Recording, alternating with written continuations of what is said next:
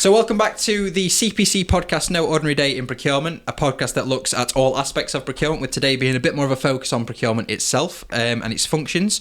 My name's Jack, I'm the Customer Engagement Manager for the CPC, and today I'm joined by Nigel Dexter. Hello. Nigel, tell us about yourself. So, Nigel Dexter, been working for CPC for the past 8 years, now the Procurement Manager for the Managed Services team in the North. In the team, we got 14 staff and about 24 different clients, ranging from multi-academy trusts, colleges, universities, and the housing association. Fantastic. So it's all varied. Tell us about yourself then. How did you get into procurement? How did it start? What do you do? So I fell into procurement, really. I was working at the council. I was a business analyst, as councils do every few years, restructure. One of the roles was procurement officer. The role I was going to go for, I would have been against someone else. So decided to go for that and was given the opportunity. And that was 2013. Right, yeah. And then since then, sort of built on my knowledge, going through SIPs and ended up managing a team. Fantastic. So here we are. Fantastic. I think that's a really common thing that we've found across everybody is you fall into procurement. Absolutely. You don't wake up and go, I want to be a procurement manager. You go, I've ended up here, but it's pretty good. And I didn't envisage this, but here we are. And I think I was like everyone else. It's like, what is procurement? Yes, absolutely. That would have been 20 years ago. If you'd have asked me, I'd have been, don't know. Buying things is usually what most people say. My wife always says buying pencils and stationery, and I'm like, great. That makes my job sound great. Oh yeah. So let's start for the uninitiated. What does the typical day of a consultant look like? I don't think there is a typical day for a consultant. Good answer. I like it. Depending on the client or clients, if some of our consultants have got 2, 3, 4 clients, so plate spinning basically is what I would say is their typical day. Is making sure everything is moving at the pace it needs to. Yeah. You could be buying pens and paper one day. You could be buying cars the next day, buses the next day, and then back to stationery another day. So it's not really a typical day, but it does go in cycles. So weeks, months, years. There's a cycle there. So there's obviously you're balancing a lot of projects for a lot of different clients then, aren't you? So absolutely. You've got different stakeholders to deal with and so on and so forth. Yeah. So what does working as a procurement consultant, and where does it differ from working as an in-house procurement role? I think for me, the main difference is that you are that lead person. Right. That you're that go-to person for that client, whoever that be. Working in a team within an office, you've got a manager and your colleagues, but you're all working for the same company, corporation. Yeah. Whereas in the college client, you are that one person. Yes, you've got a team behind you, you've got a manager behind you, you've got the wider CPC family as well there. Mm-hmm. But definitely, you are that lead. So the college will come to you and expect you to be able to provide that answer for them. And would you say that it differs as well? You've got to have that drive to go and find stakeholders, I imagine. You have, yeah. I think when I was at the council, I was given work to do. They're the projects you're going to work on. Being the consultant, you're the lead. You tell them where the higher risk is, the higher values come in. So it's like, they're your priorities. Yes, we can do these, but they're your higher priorities and we need to deal with those. So it's just having that knowledge and that background information really from your client. Right, fair enough. So in your procurement, why do our clients or anybody that's listening to this that might potentially want to look into a consultancy service, why do you think they need procurement? I think with the new changes, obviously 2023 Procurement Act, compliance is a massive part of it at the minute. Mm-hmm. When I first started, the key focus was, I think, savings. Yeah. And that's kind of switched a little bit to the compliance.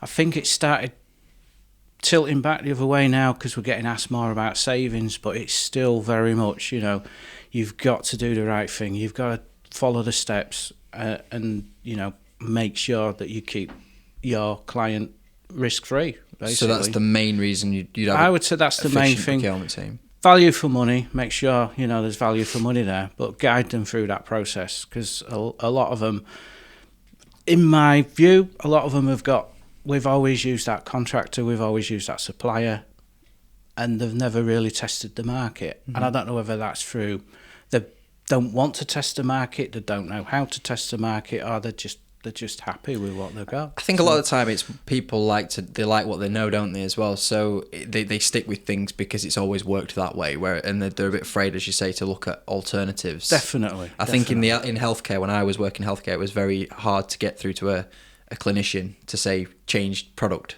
because they've used a product for 5 years. Yeah. So that's another reason I suppose it's important to have procurement, isn't it? So you can show them the difference, show them the light in a way. Definitely. And a lot of it comes down to the fact that it's not their money. Yeah. They don't see it as being, I get that, yeah. their money. If it was their own money that they were spending, they would go out and they would test the market. So whatever they were going out for, they wouldn't just take the first quote or the first tender that they'd got. They would actually test the market. And I think that's the key. So it's about changing their mental attitude. So what's one misconception about procurement that you'd love to put to rest? I think the biggest misconception is that we are there to block them from buying what they want, whereas actually we're there to help them from the very outset to buy them what they need. That's the biggest thing. I think they see us as the red tape that they've got to go through, and they don't understand that if they follow the process with us, we could end up giving them better results, better quality, better price, and sound contracts to follow. Yeah, I get that. Simply. The experience of being seen as a villain is quite common in procurement. And it's not us trying to throw a spanner in the works, it's us trying to get them to think differently, as you say, and get value for money. Absolutely, yeah. Absolutely. So we're now a year on from the Procurement Act 2023. I know you've just mentioned it yourself. And obviously we've asked everybody that's been on the podcast so far what their dealings have been with it and how the job has changed as in the impact of it. What's changed for yourself and the people that you manage since Procurement Act's come in?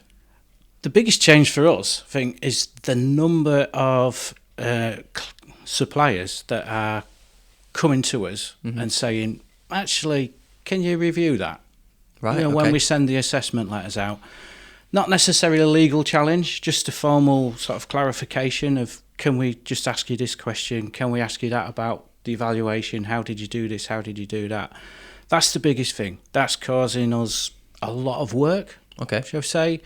So obviously our focus is on ensuring the evaluations is as robust as it should be.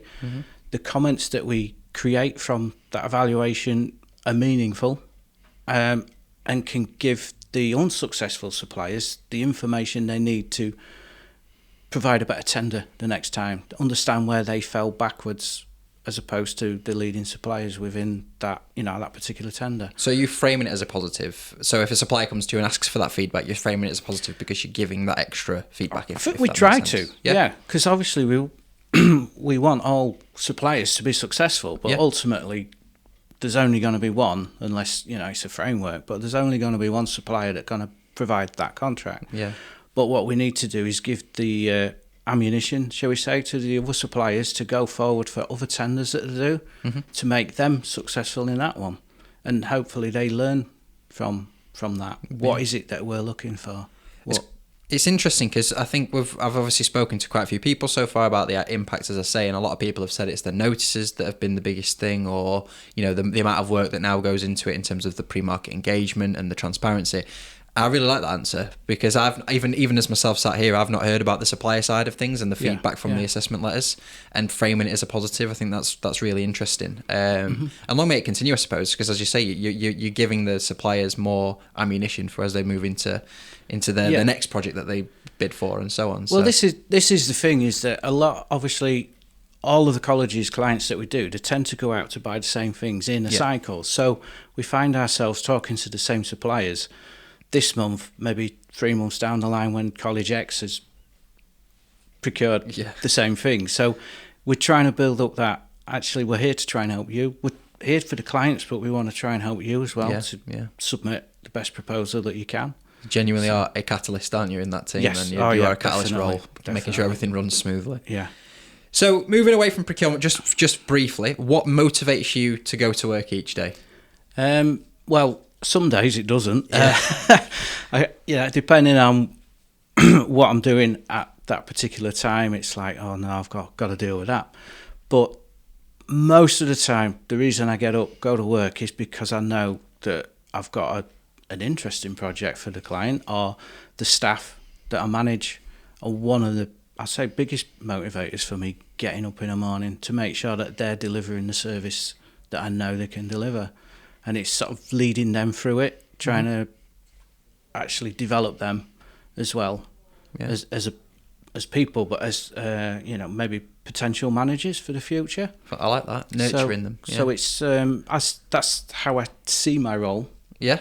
At the minute, it's more of a firefighting, but right. that's just circumstances, and we're coming out of that now. So I now see my role in the next 3, 6, 9 months is nurturing the team, developing them, giving them the skills to move on and progress in their careers as well. I like it. So you like the leadership aspect of the job. That's what gets you up, and I like it. Very different. Very different. I know some people have said it's the work that they do, and obviously the people they work with, and that. But taking it as a leadership aspect, it's a great answer. Really like that answer.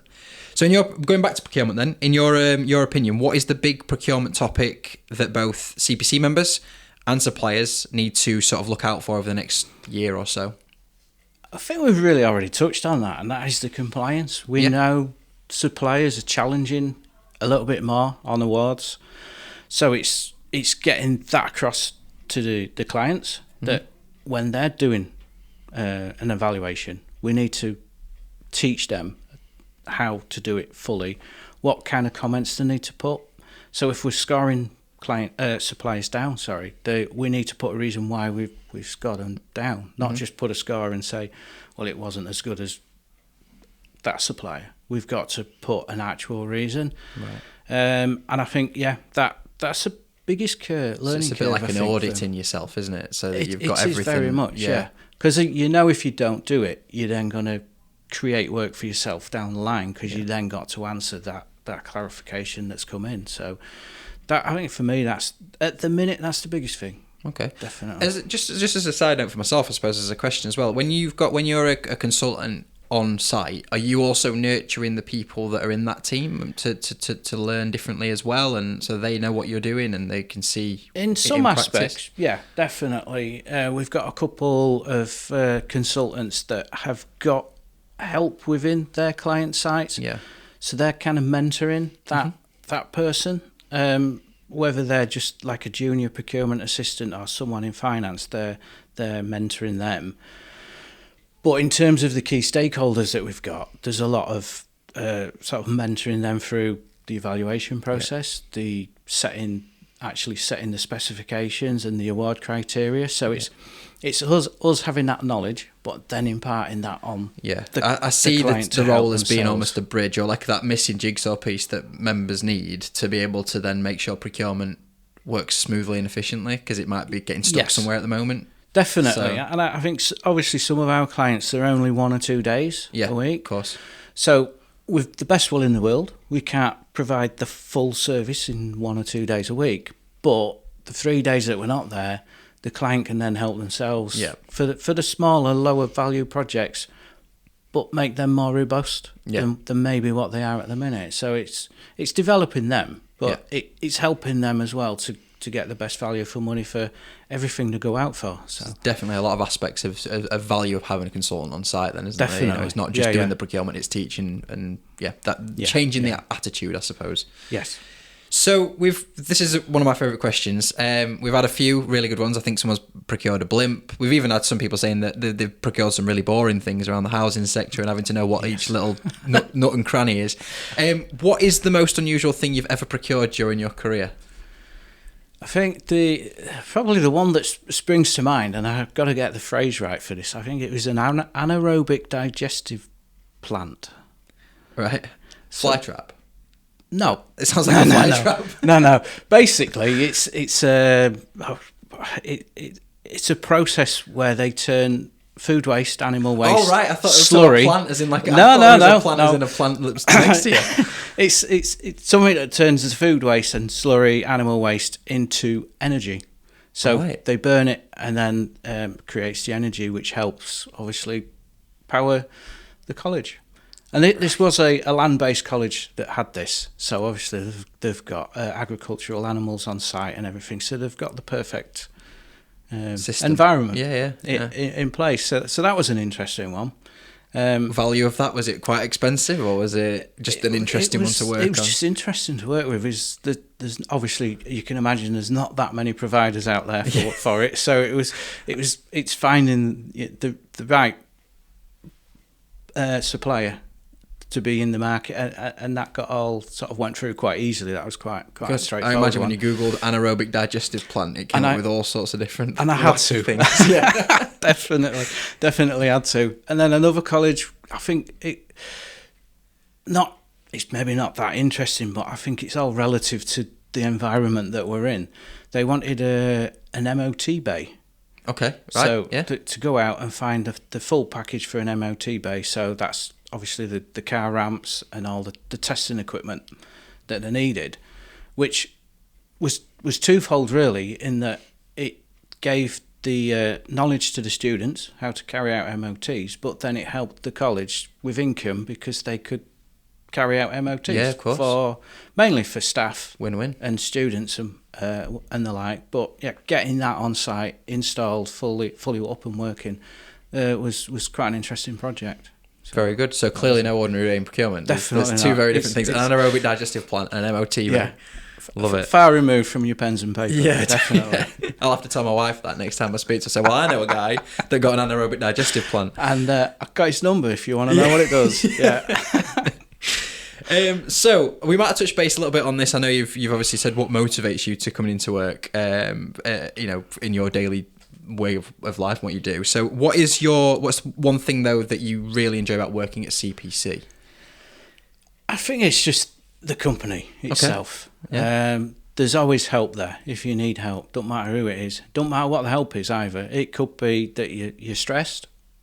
There's people that will sit there, they'll listen to you, and they'll guide you in the right place that you need to be. It could be that you're stuck on a project, but there's always someone there that's maybe been there, done it, had experience, and can guide you through that as well. And I think right from top to bottom, everybody will just take the time out and talk to you. Yeah. And it doesn't generally matter what it is about. So. I love that, because obviously we get a lot of answers about the procurement questions that they get through, and there's all these people behind them that they can. But you're talking more of a well-being from a personal level. Yeah. You can have a conversation as we were earlier about sports, American sports, other sports, and with Darren joining in talking about baseball. So you just random conversations, and it just makes you feel like you're all part of the team. It's all very despite natural. The fact we're spread far and wide across. I'm going to say we as country. We don't really get to see each other very often, do we? So No. It's great that you, even when you do go and see each other, it's like nothing's changed. Yeah, You just have absolutely. a chat again. So it's really, really nice. I must admit, I agree. I think the culture is fantastic.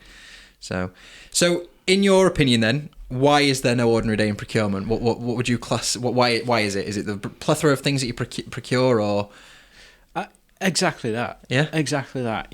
Like you say, buying a system to turn cow milk into energy one day, and then the next day an MOT bay, then the next day a printer. Yeah.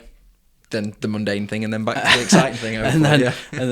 and then dealing with it, the outcome from that. But talking to the variety of people you do, because obviously you've got your different stakeholders that you talk to. So you've got your HR teams for your systems for HR, you've got your IT guys, different levels of expertise. You've got your estates people, and then you've got your curriculum leads that are wanting X, Y, and Z to deliver the courses. So you're talking to a whole range of people as well. Fantastic. About procurement. Brilliant. So finally, how can people get in touch with yourself if they want to know a bit more about consultancy, or they want to even potentially look into getting yourself or one of the members of staff into a position? How can they reach out to you? So I'm on LinkedIn. Just getting into using LinkedIn again. I've been on it ages, but I just sort of need to get back into practice. But I am on there and need to start using it a bit more. And obviously through the CPC website and emails, contact numbers. So and by all means, they can get in touch with myself, and I'll point them in your lovely direction. Absolutely. If anybody needs a system in place for turning muck into energy, I'm your man. Wonderful. Well, thank you very much for your time, Nigel. Really appreciate it. Moving forward, we'll obviously have the next episode out in the next couple of weeks. But otherwise, thanks again for your time, Nigel. Thank you. We'll see you in the future. Right. Thank you very much.